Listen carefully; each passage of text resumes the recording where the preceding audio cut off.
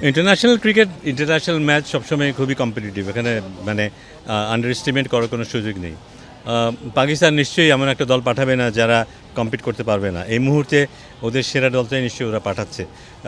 যাদেরকে নির্বাচন করা হয়েছে তারা নিশ্চয়ই, যাদেরকে নির্বাচন করা হয়নি তাদের চাইতে ভালো করবে বলেই পাকিস্তান আশা করে, সে কারণে তারা তাদেরকে চুজ করেছে। আমার ধারণা তাই, কারণ ইন্টারন্যাশনাল ক্রিকেটে কেউই চাইবে না খর্বশক্তির একটা দল পাঠাতে এবং বেস্ট পারফরমেন্স আদায় না করার মতো একটা দল পাঠাতে। আমরা রিসেন্টলি 3টে ম্যাচই মিরপুরে হবে ফর অবভিয়াস রিজনস, এবং আমরা রিসেন্টলি দেখেছি মিরপুরে আগে যেই ট্র্যাডিশনালি লো এবং স্লো উইকেট হতো তেমন উইকেট কিন্তু এখন হয় না।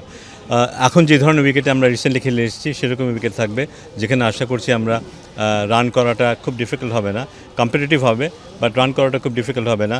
কিন্তু কিছুটা অ্যাডভান্টেজ আমাদের থাকবে, যেহেতু আমরা এই উইকেটে খেলতে অভ্যস্ত, পাকিস্তান দল এখানে অভ্যস্ত না। কিছুটা মার্জিনালি আমরা হয়তো একটু এগিয়ে থাকবো, কিন্তু অনেক আগে আমরা যে ধরনের অ্যাডভান্টেজ পেতাম সেটা হয়তো সেভাবে থাকবে না।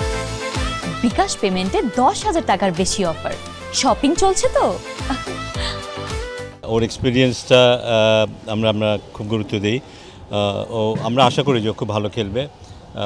ওকে নিয়ে আমাদের যথেষ্ট স্বপ্ন আছে যে মিডল অর্ডারে ও যদি ভালো স্টেবল হতে পারে, সেক্ষেত্রে আমাদের ব্যাটিংটা অনেক শক্তিশালী হতে পারে, কারণ ওর মতো একজন অভিজ্ঞ খেলোয়াড়ের মাঝখানে দরকার।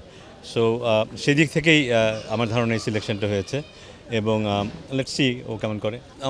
আমার মনে হয় যে হয়তো সারপ্রাইজিংলি 50 ওভার্সে আমরা অতটা ভালো করতে পারিনি, কিন্তু 20 ওভারের খেলায় কিন্তু মোটামুটি গ্রহণযোগ্য রেজাল্ট আমাদের হয়েছে গত এক বছর যদি বলি।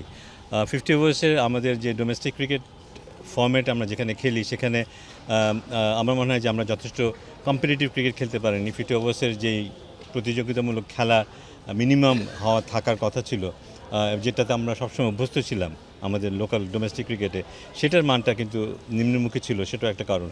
আমার মনে হয় সেটা একটা কারণ বলবো না, সেটা একটা বড় কারণ, এবং সেখান থেকে বেরিয়ে আসার একটা চেষ্টা আমাদের এবার আছে।